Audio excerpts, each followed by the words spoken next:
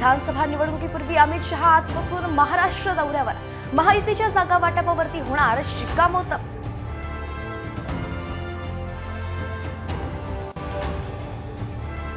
Raj Thackeray action मोडवर। मनसे नेत्यांची शिवतीर्थवर महत्त्वाची बैठक।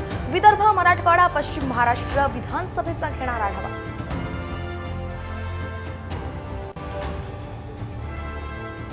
आणि मुंबई ठाण्यात रात्रीपासून पावसाची संततधार।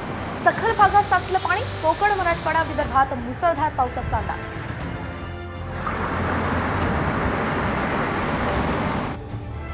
भारतात जीवघेण्या मंकीपॉक्सचा शिरकाव। दिल्लीनंतर केरळमध्ये